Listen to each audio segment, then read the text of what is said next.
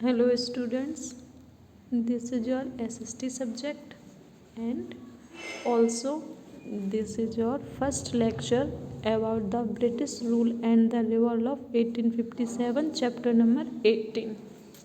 चलिए अब हम इस चैप्टर के बारे में समझेंगे।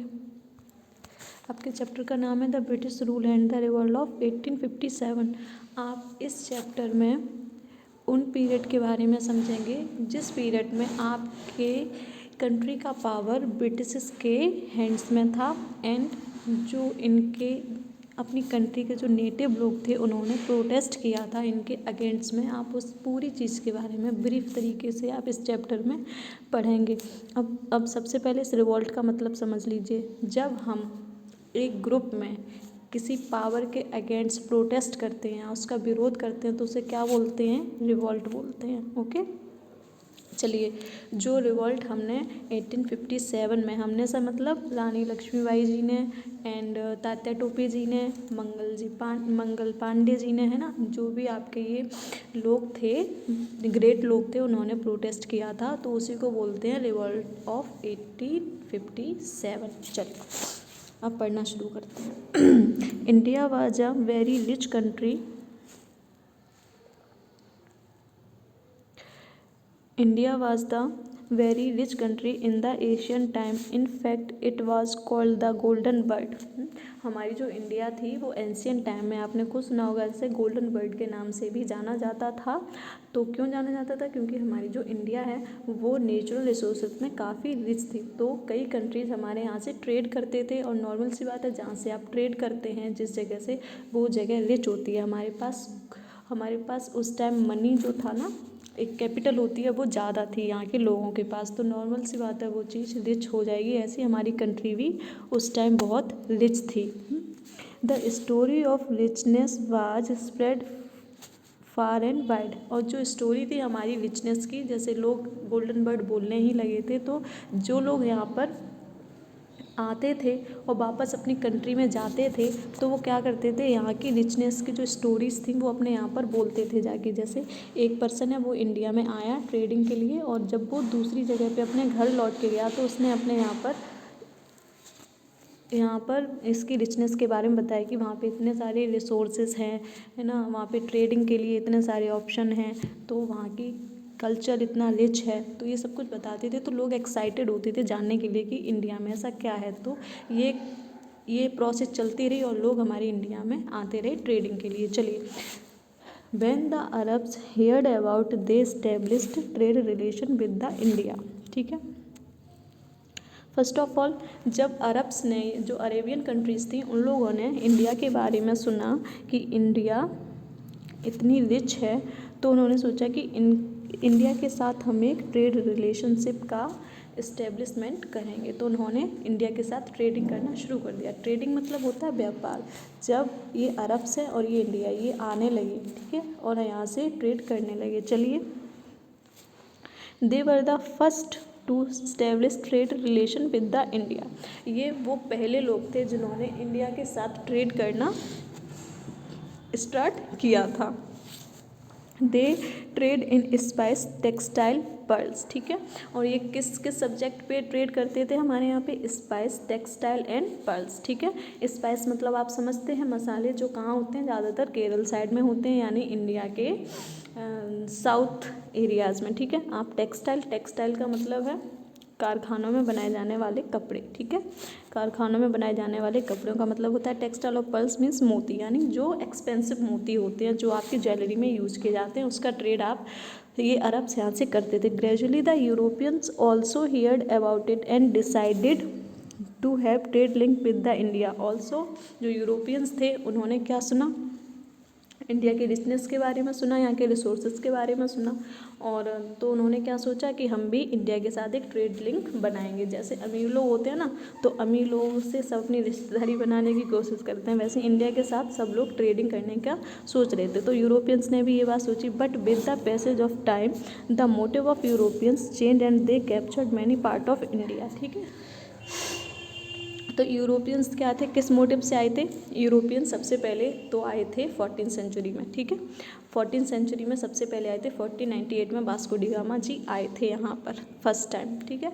तो ये लोग आए तो ये क्या मोटिव था इन लोगों का? इन लोगों का सबसे पहले मोटिव ये था कि हमें यहाँ से ट्रेड करके पैसे कमाने। लेकिन जब वो यहाँ आए और टाइम बीतता गया तो इनका मोटिव चेंज हो गया। जब इन्होंने यहाँ का इन्वायरमेंट देखा, कल्चर देखा, यहाँ के लोग देखे कि यहाँ के लोग काफ़ी अच्छे हैं, सीधे, अच्छा नेचर है इन लोगों का, तो इन लोगों ने फ़ायदा उठाना शुरू कर लिया और यहाँ की काफ़ी कंट्री का जो पार्ट था वो कैप्चर कर लिया, हमारे जो रूलर थे उनसे छीन लिया और उस पर क्या करने लगे, अपना कंट्रोल इन्होंने कर लिया, ठीक है। In the chapter we will study how to Europeans comes and establish their rule in many part of India. इस चैप्टर में हम लोग पढ़ेंगे कि यूरोपियंस कैसे आए और उन्होंने ट्रेड कैसे किया और ट्रेड के साथ साथ उनका मोटिव भी कैसे चेंज हुआ कि वो यहाँ पर रूल्स करें और इन्होंने किस किस पार्ट पे रूल किया और कैसे किया। और इसके साथ में हम क्या पढ़ेंगे, beside you will also study how to native people evolves again them, ठीक है। और इसके साथ साथ आप ये भी पढ़ेंगे कि हमारे जो नेटिव्स थे हमारे इंडिया के, यानी हमारे इंडिया के जो लोग थे जो यहीं रहते थे, उन्होंने इनके अगेंस्ट कैसे रिवोल्ट किया, यानी कैसे प्रोटेस्ट किया सब लोगों ने एक ग्रुप में मिलकर, क्योंकि जो ये हमारे ऊपर कंट्रोल कर रहे थे ये बहुत हाश तरीका था। और नॉर्मल सी बात है, हम अदर कंट्री के लोगों के हाथों में अपनी कंट्री का कंट्रोल कैसे दे सकते हो। तो नॉर्मल सी बात है कि सब लोग इसके अगेंस्ट जाएंगे। तो हमारे जो नेटिव्स थे वो भी इसके अगेंस्ट गए और उसको क्या बोलते हैं आज, रिवॉल्ट ऑफ 1857। चलिए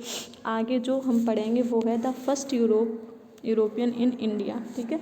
तो फर्स्ट यूरोपियन इन इंडिया हम आपको पहले बता चुके हैं कि वास्को डी गामा आए थे और ये कहाँ से आए थे, ये यूरोप से आए थे और कब आए थे, 1498 में। चलिए, the first European in find a sea route to India was the Portuguese Vasco da Gama, ठीक है। ये कहाँ के थे, ये पुर्तगाल के थे फर्स्ट और ये कौन से रूट से आए थे, और ये सी रूट से आए थे। चलो हम आपको दिखाते हैं, चलिए ठीक है। ये है आपका यूरोप साइड और जो आपके वास्को डी गामा थे वो सबसे पहले लिस्बन से चलना शुरू किया था इन्होंने।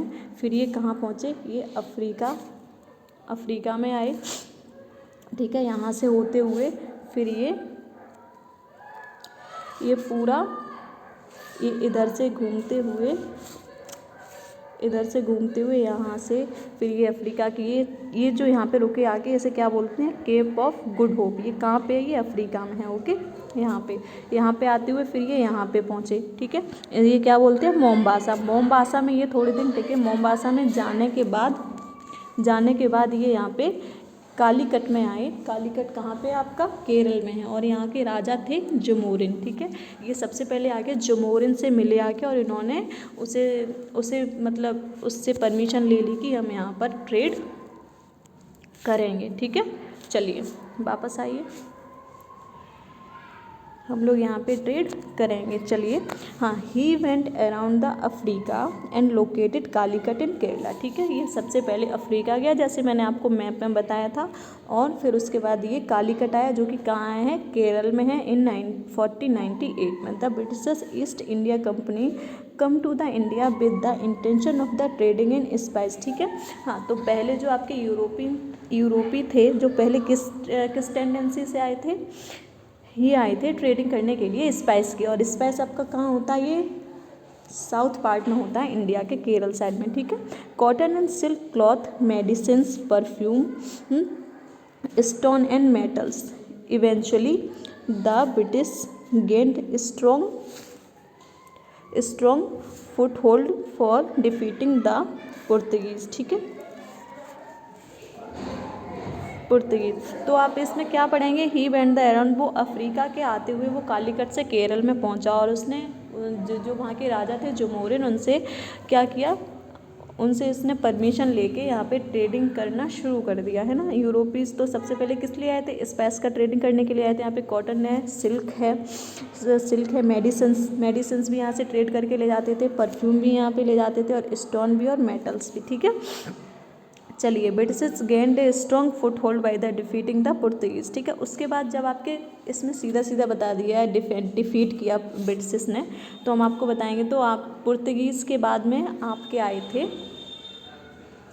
हाँ, पुर्तगीज़ के बाद में थर्ड नंबर पे आपके आए थे ब्रिटिशर्स, ठीक है, जो आए थे 16 सेंचुरी में, ठीक है। 16 सेंचुरी में जब आपके ब्रिटिशर्स आए तो वो क्या नाम लेके आए थे, ईस्ट इंडिया कंपनी के रूप में यहाँ पर आए थे। तो यहाँ पे जब ब्रिटिशर्स आए तो उन्होंने इनकी फ़ाइट हुई अगेंस्ट, एक दूसरे के अगेंस्ट में फ़ाइट हुई और इन्होंने पुर्तगीज़ को डिफीट यानी हरा दिया, ठीक है। तो इनको क्या मिल गई, एक ब्रिटिशर्स को पुर्तगीज़ को हरा कर एक जगह मिल गई जहाँ पे इन्होंने अपने पैर अच्छे से जमा लिए। Dutch and French they sent a big trading centre at Surat, ठीक है। जो डच और फ्रेंच थे इन्होंने क्या किया, एक अपना ट्रेडिंग सेंटर यानी एक वो केंद्र होता है ना व्यापार करने का केंद्र यानी मेन सिटी, वो कहाँ पे सेटअप की, वो गुजरात में स्टेशन वो सेटअप किया, ठीक है। Mumbai, Madras and Calcutta and turn into fort, ठीक है। और इन्होंने कहाँ पर की, मुंबई है ना, और मद्रास और कलकत्ता, और यहाँ पर इन्होंने ट्रेडिंग सेंटर ओपन किए और ये यहाँ पर इन्होंने क्या बनाए, फोर्ट बनाए यानी किले, ठीक है। चलिए ये चैप्टर हम यहीं पे रोकते हैं, या फर्स्ट लेक्चर आपका, सेकंड लेक्चर में हम आगे पढ़ेंगे, ठीक है। तब तक आप इतना रिवाइज करिए, चलिए।